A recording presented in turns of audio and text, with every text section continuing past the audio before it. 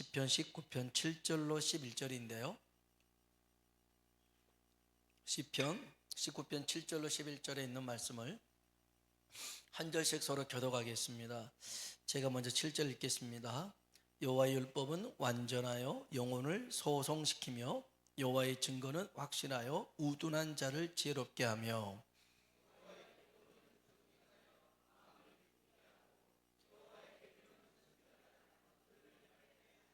여호와를 경외하는 도는 정결하여 영혼까지 이루고 여호와의 법도 진실하여 다 의로우니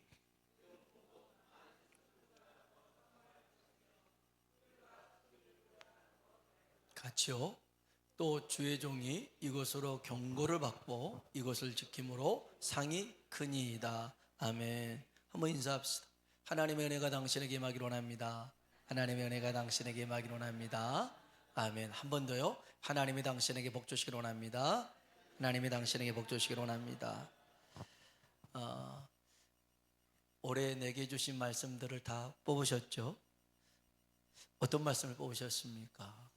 어떤 분들은 저한테 와서 본인이 뽑은 말씀을 자랑하더라고요. 그래서 자기 처지와 형편에 딱 맞는 말씀을 주셨다고. 또 어떤 분은 자기 바람과 소원에 딱 맞는 말씀을 주셨다고. 저는 어떤 말씀을 뽑았냐면요, 시편 6편 9절에 있는 말씀을 뽑았는데, 여호와께서 내 간구를 들으셨으며 여호와께서 내 기도를 받으시리로다. 여러분 저한테 기도 제목을 많이 줘야겠죠. 기도 부탁을 해야 돼요. 왜냐하면 하나님이 제 기도를 받으시겠대요. 그래서 여러분이 기도 제목을 많이 주시면 같이 기도하도록 하겠습니다. 우리가 이제 매일 성경 말씀을 오전에도 강조했지만 그것을 필사하고 암송하는 시간을 갖는데 쉽지는 않겠지만 여러분이 그걸 쓰면서 놀라운 일들이 펼쳐지게 될 줄로 믿습니다. 왜냐하면 하나님 말씀은 살아있으니까, 그 말씀이 능력이니까. 우리가 하나님 말씀을 뽑을 때나 쓸 때 정말 중요한 것은 이 말씀의 내용이 무엇이냐 보다 그 말씀을 대하는 태도, 자세가 중요합니다. 말씀을 대하는 태도, 자세가 중요해요. 마치 이 말씀을 오늘의 운세 뽑듯이 뽑으면 안 되는 거예요. 어떤 젊은 크리스찬이 있었는데 성경 공부를 제대로 체계적으로 하지 않았어요. 하지만 그래도 말씀을 의지하며 살아야 된다고 하니까 하루를 시작하면서 항상 성경책을 이렇게 해가지고 쫙 펴가지고 눈에 들어오는 말씀, 이 말씀이 나에게 오늘 주시는 말씀, 혹시라도 해보신 분들이 계실지 어떨지 모르겠어요. 좋은 방법이 아니에요. 이 친구가 탁 폈더니 들어왔던 말씀이 마태복음 27장 5절이었어요. 유다는 물러가서 스스로 목매어 죽은지라. 이 말씀이 들어온 거예요. 탁 떴고, 하나님, 이건 아닌 것 같습니다. 이건 아닌 것 같습니다. 다시 한번 펴겠습니다. 이번이 진짜인 것 같습니다 하고 쫙 폈더니 누가복음 10장 37절이었어요. 가서 너도 이와 같이 하라. 뭐 이런 말씀이 다 있어요. 유다가 목마르 죽겠는데 너도 가서 이와 같이 하래. 아니, 딱 덮었어. 하나님, 적어도 3-4번 아닙니까? 이 세 번째가 진짜인 줄 알고 내가 순종하겠습니다 하고 쫙 폈더니 요한복음 13장 27절에 있는 말씀, 예수께서 유다에게 이르시되 내 하는 일을 속히 하라. 여러분, 이렇게 성경을 봐서는 절대 안 된다는 거예요. 성경을 운세처럼 뽑아서는 안 돼요. 아까도 얘기했지만 하나님 말씀의 내용도 중요하지만 말씀을 대하는 태도가 중요합니다. 자세가 중요해요. 엘리 제사장은요, 영적으로 형편없는 사람이었어요. 영적으로 둔감한 사람이었거든요. 그는 눈이 어두웠다 있다고도 얘기했지만 이 눈이 시력이 아니라 영적인 그러한 안목이 가려져서 하나님의 이상, 비전, 말씀이 안 들렸어요. 그런 그가 성전에 기도하러 왔던 한나를 보면서 한나가 얼마나 열심히 기도했는지 몰라요. 자녀 달라고. 그런데 너무 열심히 기도하다 보니까 진짜 너무 그 간절함이 소리가 안 나오고 막 할 정도로 막 그렇게 그 서러움을 포함해서 하나님 앞에 기도했는데 멀리서 보니까 술 취한 줄 알았어. 술 취한 줄 알았어. 이제 기도 끝나고 가니까 일로 와보라고. 술 좀 끊으라고. 왜 교회 성전에 나와서 술 먹고 와서 기도하냐고. 여러분 얼마나 상처가 되겠어요. 여러분이 교회 와서 기도하고 있는데 권사님, 아유, 술 먹고 기도하면 되겠어요 권사님? 안 돼요. 하나님이 역사하지 않아요. 이렇게 했다고 해보세요. 상처가 될 거 아닙니까? 여러분 술 먹고 기도하는 것도 얼마나 감사한 일입니까? 그렇지 않아요? 기도 안 한 것보다 나아요. 근데 뭐 또 술 먹고 기도하자 그건 아니고, 그건 아니지만 아무튼 그 말에 상처를 받을 수 있지만 한나는 상처 안 받아요. 자기 얘기합니다. 정말 나는 속상한 일이 있어서 하나님 앞에 기도했는데 내가 하나님 앞에 자녀 달라고 기도한 겁니다. 내 간절함을 하나님 앞에 토로했습니다. 그랬더니 180도 확 바뀌어져가지고 그랬어 몰랐어 미안해 하나님이 내게 복 주시기를 원하노라 그런 거예요. 아이고 좀 전에는 술 먹었다고 그러더만 이제는 무슨 복 주기를 원한다고. 그런데 한나는 말씀을 대하는 태도가 좋았어요. 엘리 제사장을 통해서 한 말, 엘리 제사장을 본 게 아니에요. 그 제사장을 통해서 주신 하나님의 메시지에 아멘했어요. 아멘했어요. 복 주시기를 원하노라 아멘했어요. 자녀 주시기를 원하노라 아멘했어요.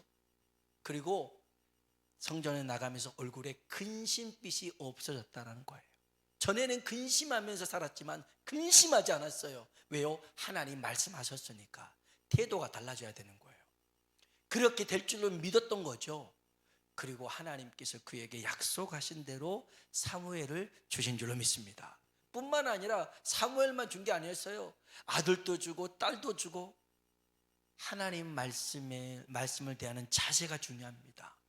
오늘 저와 여러분이 이 말씀의 자세가 정말 그 말씀이 내게 들릴 때 사람의 말로 듣지 않고 하나님의 음성으로 들려서 그 말씀에 아멘하고 순종하는 우리가 되길 축복합니다. 데살로니가 교회가 이런 교회였어요. 바울이 이 데살로니가 교회에게 부탁을 합니다.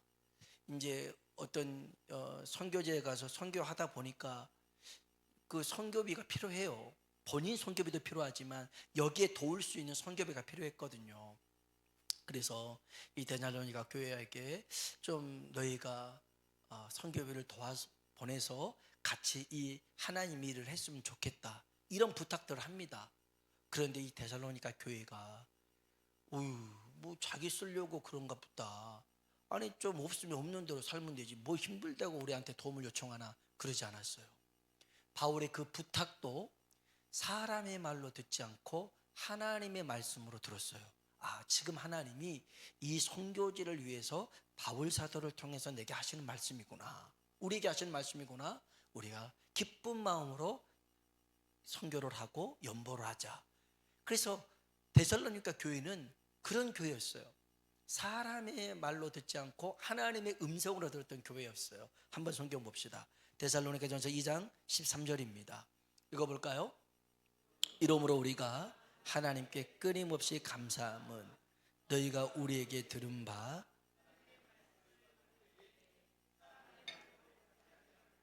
하나님의 말씀으로 받으니 진실로 그러하도다.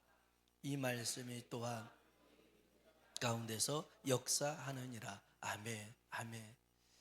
여러분 하나님의 음성으로 들을 수 있는 귀가 열려지길 주의 이름으로 축복합니다.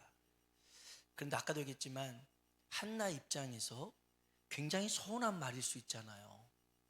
그런데 그거를 본인은 상처로 받지 않았어요. 이게 중요해요. 이게 중요해요. 그리고 엘리가 건네준 그 축복의 말씀을 은혜로 받았어요. 내가 어떻게 취하느냐에 따라서 나의 행동이, 나의 미래가 달리 결정이 나더라는 거예요. 똑같은 사람이 한 말인데 그걸 은혜로 받느냐 아니면 상처로 받느냐에 따라서 다른 결과가 나한테 주어지더라는 거예요. 그래서 오늘 저와 여러분이 하나님 말씀을 대할 때 항상 은혜로 대하시고 그게 여러분에게 복이 될 수 있도록 항상 그 말씀에 아멘으로 순종하는 자가 되길 축복합니다. 우리가 이 시편 19편은요 시편 119편의 축소판이라고 해도 과언이 아닙니다. 시편 119편은 굉장히 길어요. 성경에서 가장 긴 구절이 이 119편에 있어요. 그런데 이 119편은 하나님의 말씀에 대해서 다 기록되어 있어요. 근데 그 말씀을 19편에 축약을 시켜놨어요. 이 19편 7절로 9절에 축약을 시켜놨는데 여기에 하나님의 말씀을 6가지로 표현을 해놓습니다. 그 첫 번째가 뭐냐면 하나님의 말씀은 하나님의 율법이다. 하나님의 율법이다. 하나님의 율법은 완전하다. 이 하나님의 율법은 우리 영혼을 소생시킨다. 그 말씀이에요. 시편 19편 7절 그 상반절을 한번 볼까요? 같이 읽어봅시다. 여호와의 율법은 완전하여 영혼을 소성시키며. 아멘. 하나님의 말씀을 율법이라고 첫 번째 표현합니다. 하나님의 율법은 완전합니다. 그 자체로 완전해요. 빼도 안 되고 더할 수도 있는 그런 말씀이 아니에요. 그 자체로 완전한 말씀인데 이 완전한 말씀이 우리의 영혼을 소성시킨다, 소생시킨다, 회복시킨다, 치유하더라는 겁니다.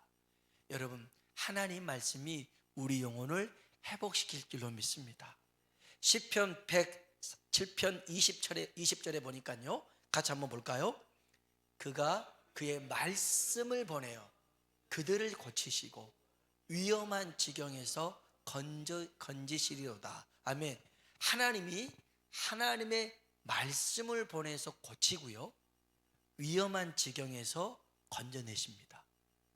오늘 이 말씀의 능력이 우리에게 임하길 주의 이름으로 축복합니다. 두 번째로는요, 하나님 말씀을 여호와의 증거라고 얘기합니다. 여호와의 증거는 확실하고 우둔한 자를 지혜롭게 한다라고 했는데 우리 19편 7절 하반절 볼까요?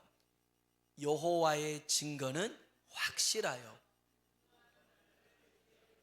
아멘, 아멘. 증거가 뭡니까? 증명된 사실입니다. 하나님의 말씀은 우리 삶 가운데 살아있고 능력이 있음을 확실하게 증거해 줍니다. 베드로 요한은 배움이 있는 사람이 아니었어요. 어부 출신이었기 때문에 그냥 배움이 없었어요. 하지만 그들에게 성령의 은사 가운데 지혜의 말씀과 지식의 말씀이 임했어요. 그래서 소위 엘리트라는 대제사장, 서기관 이런 사람들 앞에서 하나님 말씀, 구약에 있는 말씀을 인용하면서 요엘서에 있는 말씀을 인용해 가면서 말세에 우리에게 부어주기로 약속한 성령을 예수님께서 우리에게 보내주셨다. 이 성령으로 충만해서 내가 병자도 고쳤다. 할렐루야. 여러분, 정말 이 하나님의 말씀이 우리에게 실제적으로 경험되어지길 주의 이름으로 축원합니다. 여호와의 증거가요. 여호와의 증거가. 그래서 야고보서 1장 5절에 보니까 읽어볼까요? 너희 중에 누구든지 지혜가 부족하거든 모든 사람에게 후히 주시고 꾸짖지 아니하시는 하나님께 구하라. 그리하면 주시리라. 아멘, 아멘. 여러분, 우리 하나님은 지혜와 명철의 하나님이십니다. 그래서 구하세요. 특별히 우리 학생들, 하나님 내 지혜를 열어주시옵소서. 그러면 하나님께서요, 그 말씀을 통해서 우리를 소성시키고 회복시키고 또 우리를 지혜롭게 합니다. 지혜롭게 해요. 하나님 주신 지혜가요 최고입니다.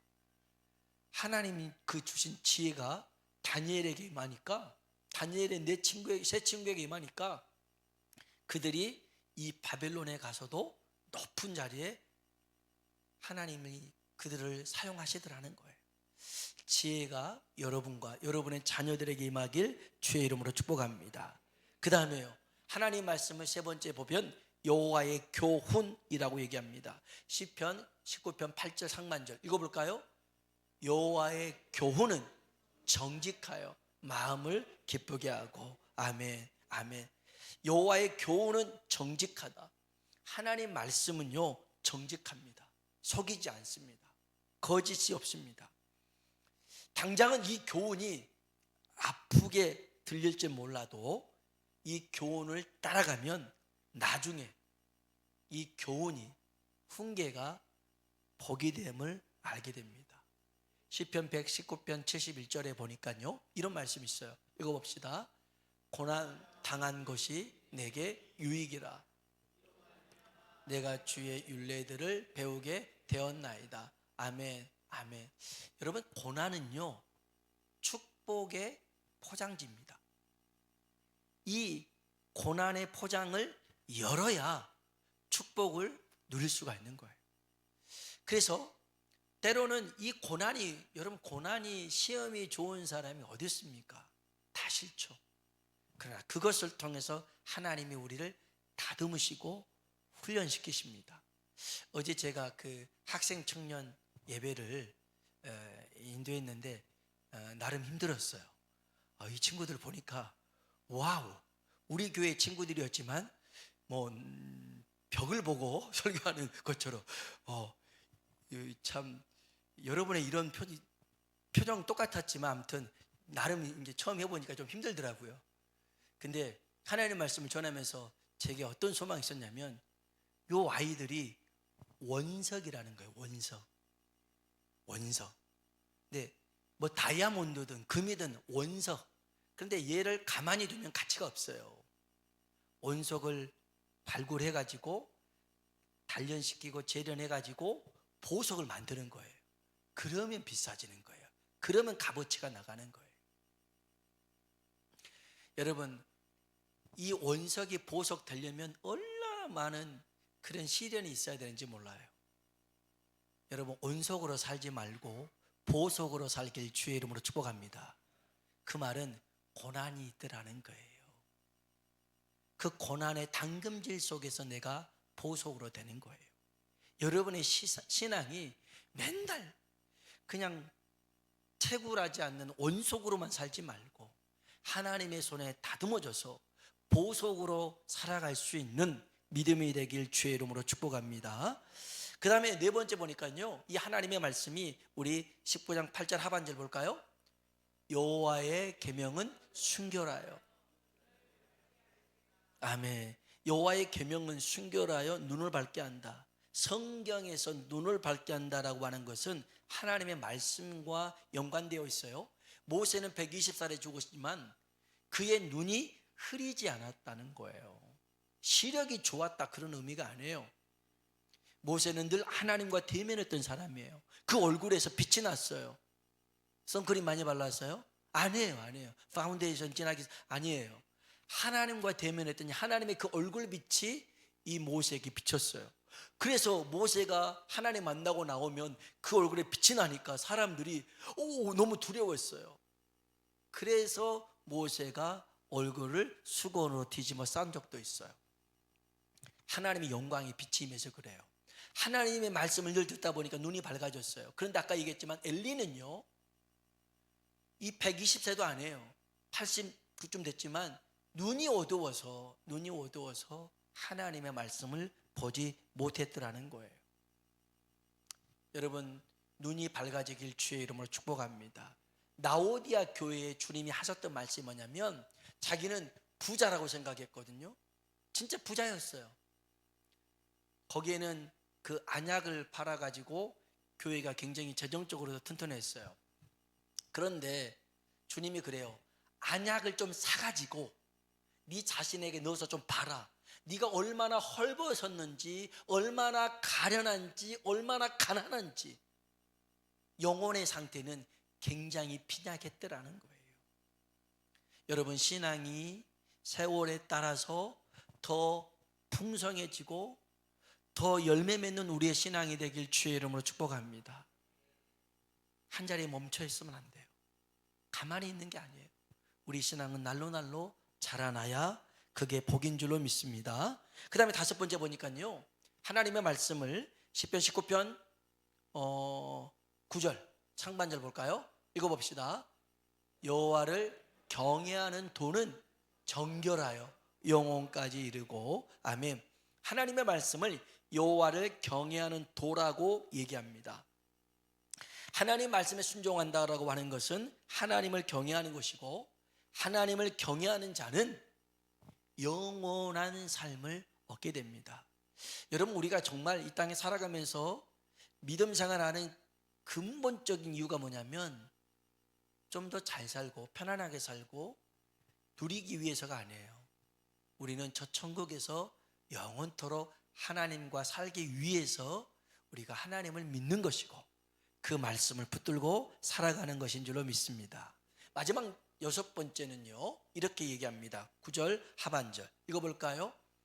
여호와의 법도 진실하여 다 의로우니. 아멘. 여러분, 하나님의 말씀이 하나님의 법이라는 겁니다. 하나님의 법은 죽이는 법이 아닙니다. 가두는 법이 아닙니다. 하나님의 법은요, 살리는 겁니다. 하나님의 법은요, 풀어주는 법입니다. 하나님의 법은 격리시키는 게 아니라 동거하게, 하나님과 분리시키는 게 아니라 하나님과 함께하게 살게 만드는 법이 바로 하나님의 말씀이죠. 그래서 율법을 주신 것도 하나님이 이스라엘 백성과 같이 살기 위한 그런 기준이었고 법이었어요.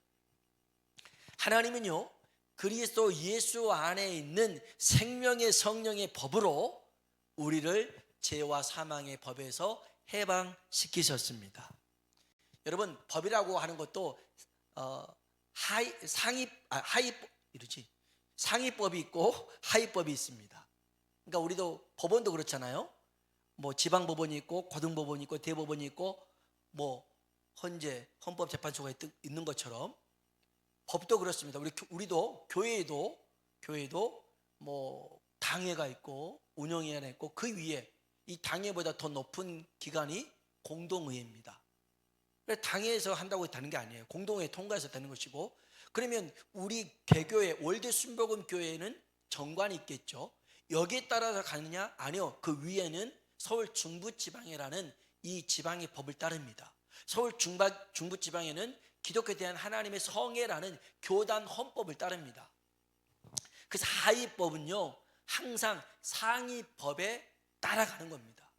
그러면 로마서 8장 1절로 2절에 보니까 하위법이 뭐냐면 거기서 분명히 죄와 사망의 법, 우리는 죄와 사망의 법에서 우리는 해결할 수가 없었어요. 그런데 이 죄와 사망의 법보다 더 위에 있는 법이 뭐냐면 생명의 성령의 법이에요. 예수 그리스도께서 십자가에 죽으시고 부활하시고 성령을 보내주심으로 우리를 죄와 사망에서 해방시켜 주셨어요. 그래서 우리는 이 하위법에 매달려 살 필요가 없어요. 상위법에서 너희는 해방이다, 자유다 선포하는 것이죠. 그래서 우리는 예수 그리스도 안에 있는 생명의 성령의 법 안에서 자유를 얻게 된 줄로 믿습니다. 자, 이렇게 말씀을 여러 가지로 6가지로 설명했는데, 아까도 얘기했지만 이 말씀이 내 안에 역사하려면 이 말씀을 대하는 태도와 자세가 중요합니다. 이 말씀을 어떻게 여겨야 되느냐? 우리 시편 19편 10절입니다. 읽어볼까요? 금 곧 많은 순금보다 더 사모할 것이며 꿀과 성의꿀보다 더 달도다. 아멘. 하나님의 말씀을 귀하게, 금보다 귀하게 여기고 꿀보다 달게 여겨야 되더라는 것이죠. 그래서 유대인들은요, 그 모세 오경 율법 토라를 할 때 아이들한테 그 책 넘길 때 거기다 살짝 꿀을 발라 놓은대요.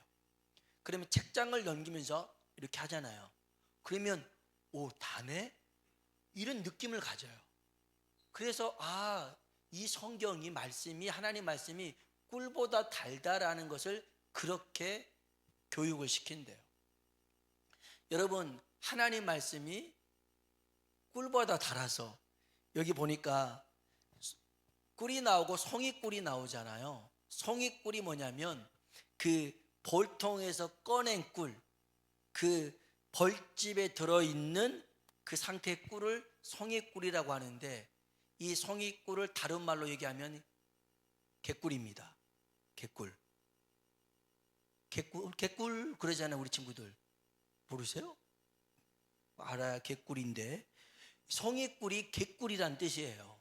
그래서 이게 그 같은 말인데, 그만큼 이 꿀을 사모하듯이 하나님의 말씀을 사모하고 금보다 귀하게 여기는, 정말 여러분이요, 이 하나님의 말씀을 여러분이 가지고 있는 그 어떠한 것보다 귀하게 여기고 우선으로 생각한다면 이 말씀이 우리의 삶의 능력으로 축복으로 나타날 줄로 믿습니다. 장차 이 말씀이 하나님 앞에 우리에게 상급이 된다라는 말씀을 이 다윗은 이렇게 고백합니다. 11절입니다. 같이 한번 읽어볼까요? 또 주의 종이 이것으로 경고를 받고 이것을 지킴으로 상을 크니이다. 아멘. 항상 하나님 말씀이 삶의 기준이 되고 그 말씀을 지켜서 복을 누리는 저와 여러분이 되길 주의 이름으로 축복합니다. 우리 같이 한번 찬양을 부르실까요? 주님 약속하신 말씀 위에서 한번, 복사도 안 해줘서 제가 살펴보고 찬양 부르십시오. 몇 장이죠? 546장. 예. 찬송가라고 복사도 안 해. 자, 찬양합시다. 주님 약속하신 말씀 위에서. 건반이, 네, 됐습니다.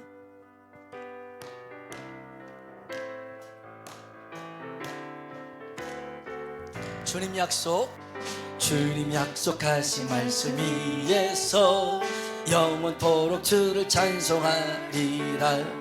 소리 높여 주께 영광 돌리며 약속 믿고 굳게 서리라. 굳게 서, 아멘. 영원하신 말씀이 굳게 서리. 그 말씀 위에 굳게 서리. 주님 약속하신 말씀 위에서 세상 염려에게 엄습할 때에 용감하게 힘써 싸워 이기며 약속 믿고 굳게 서리. 할렐루야. 굳게 서리. 영원하신 말씀 위에 굳게 서리. 굳게 서리. 그 말씀 위에 굳게 서리라. 주님 약속하신 말씀 위에서 영원하신 주의 사랑이 믿고 성령으로 힘써 싸워 이기. 아멘 아멘. 약속 믿고 굳게 서리라. 굳게 서리. 영원하신 말씀 위에 굳게 서리. 굳게 서리. 그 말씀 위에 굳게 서리라.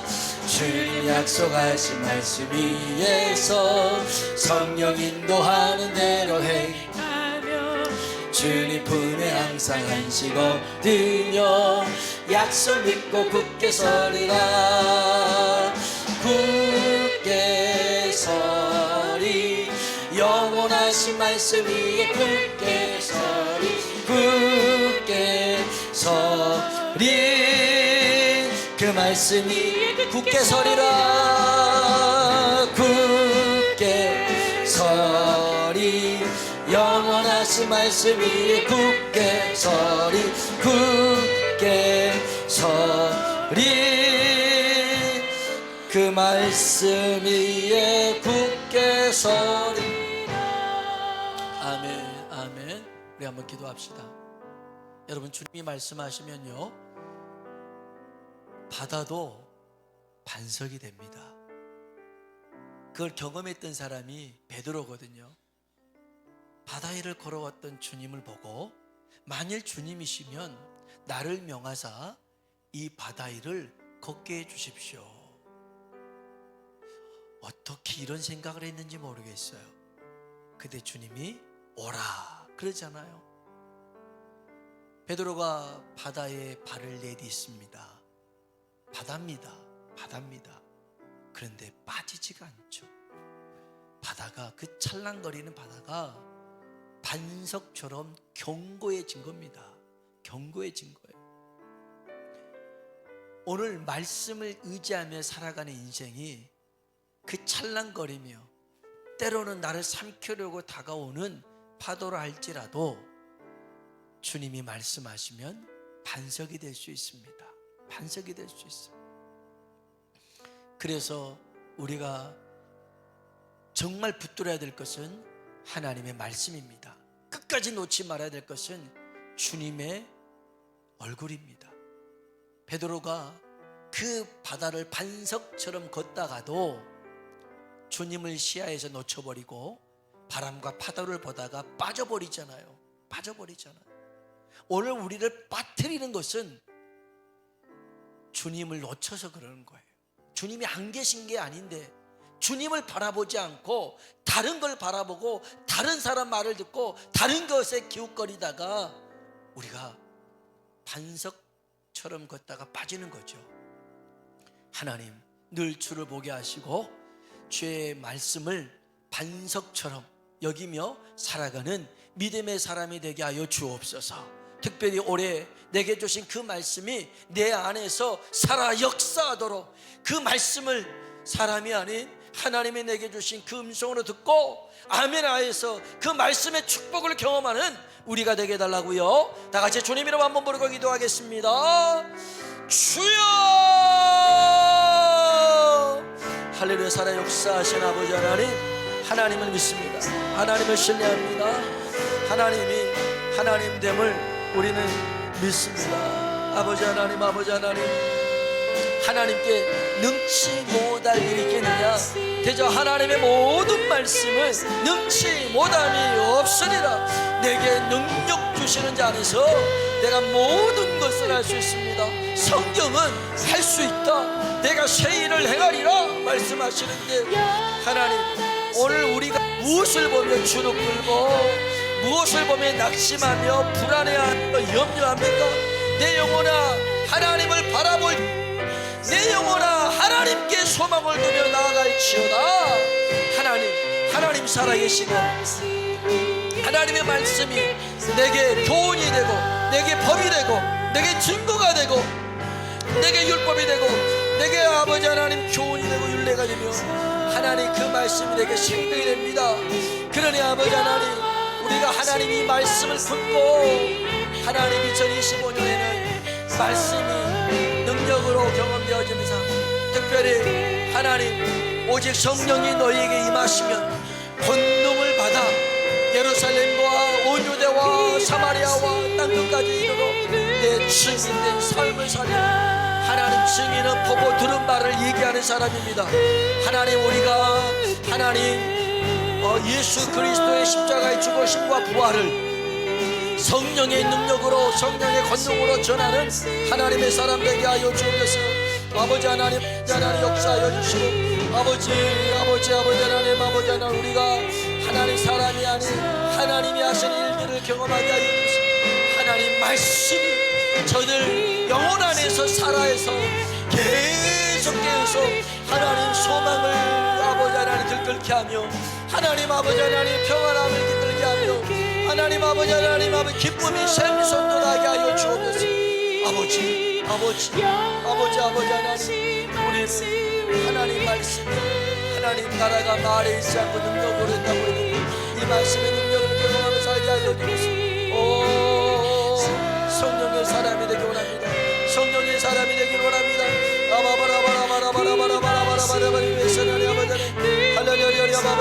아버지 하나님 주여 아버지 하나님 주여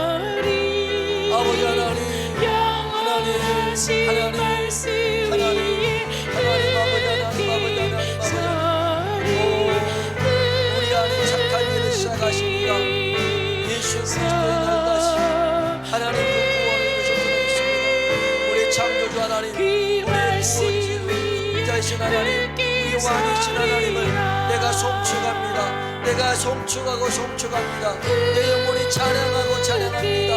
하나님 보라, 내가 새 일을 행하리니 이제 나타낼 것이라.